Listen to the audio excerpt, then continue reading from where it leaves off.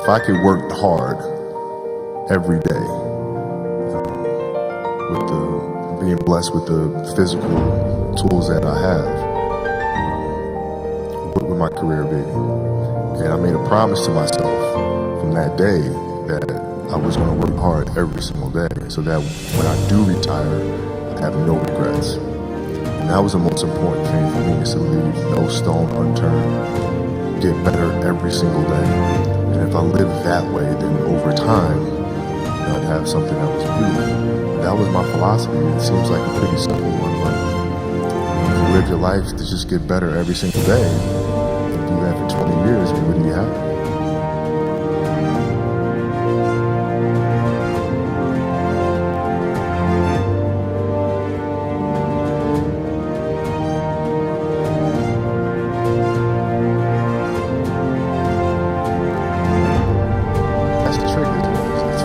Love to do. We talk about hard work all the time. Listen, man, if you gotta get up every single morning and remind yourself how hard you need to work, I need to choose to be a professional.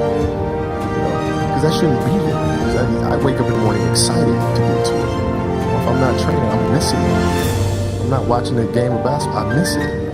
There's no place I'd rather be. And if you have that feeling, then you're truly doing what God has put you on this earth to do. I think the best way to prove your value is to work, is to learn, is to absorb, to be a sponge. You always want to outwork your potential. As hard as you believe you can work harder than that. And that's what I tried to do when I first came in the league. But basketball is such a direct competition sport. And me coming in at 17, I hated when, like, my teammates would say, I get hit with an elbow. Shaq would hit me with the elbow in practice. I always had that extra chip on my shoulder. So every day in practice for me was really trying to annihilate everybody that I was playing against. Because I wanted to prove you don't need to babysit me. I'm fine, And so it's always that competitive nature, the work ethic, and curiosity.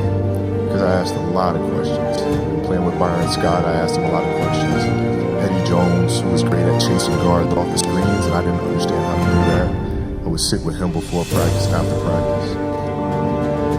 Magic, James Worthy, Kurt Rambis, all the Laker greats. I would always sit down and just ask them questions about certain games that I studied growing up. What actually happened there? What did you feel there? Why? Phil introduced meditation to us when he came to our team in 99, 2000. It was something that I instantly gravitated to because I could see the effects. I used to watch and study the games, the Bulls teams, watching their demeanor, watching their composure, playing in a tough place like Utah during the finals and being down 17. You couldn't tell if they were down 17 or up 20 or a tie game. It never changed. And I was wondering why that was.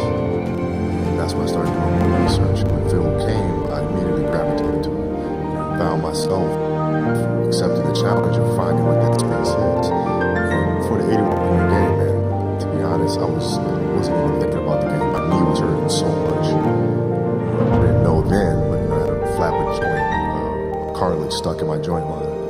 And so my mind was really trying to go to a place where I don't feel that pain. And the game started, and because of that, I was just in a different space. I wasn't worried about what was to come. I wasn't worried about what just happened. I was just here. When you're just there in the moment, playing plays right in front of you, your focus is heightened because nothing else matters. And that place I've tried to get to. From the field. This would be 18 for 20 from the line and an 81-point game. 55 in the